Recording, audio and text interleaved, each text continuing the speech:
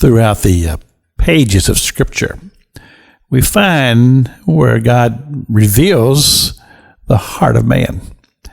And he has scriptures such as the heart of man is deceitfully wicked. Another scripture that says that our righteousness is as filthy rags before the sight of the Lord. And so as we begin to understand what God is simply saying, that gives us a tremendous comparison between humanity and, of course, God.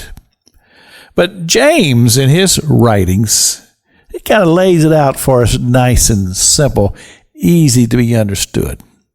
James chapter 1, verse number 15.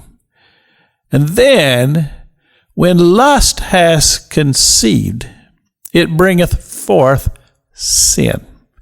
And the next part of the scripture, and sin, when it is finished, bringeth forth death. So James is talking about a process here, dealing with this issue of lust and sin. And he talks about the conception of sin. And I don't know whether you've ever considered those words as James gives it to us.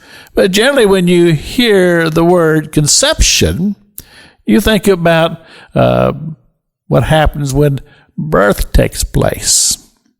But I took a little trip to the dictionary because I wanted to get a good definition of what James is talking about here.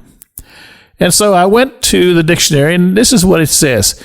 Conceiving of a being, the word conception, or an embryo or a fetus. But it also gives us another, I think, very important definition. It says a beginning. A beginning.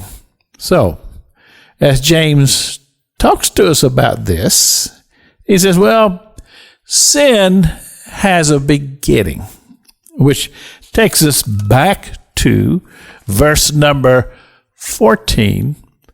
But every man is tempted when he is drawn away of his own lust and enticed. And I like the word enticed because he talks about that which is put before us.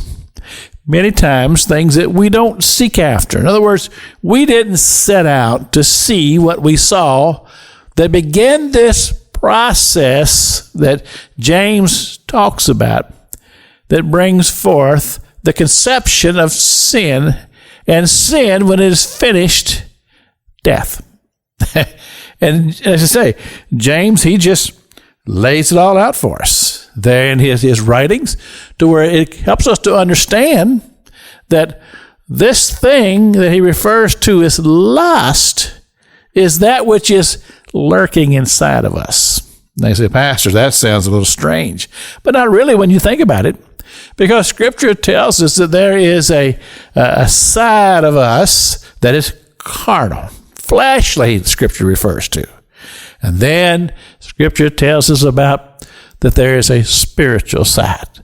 And the spiritual side is that which has the connection with God. This is how us as humans, we are able to have a relationship with God because of the spiritual person that we are.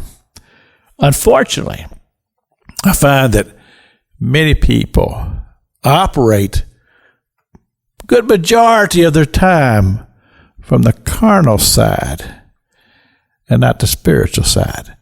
This is Pastor Jack King with the gospel on the radio broadcast.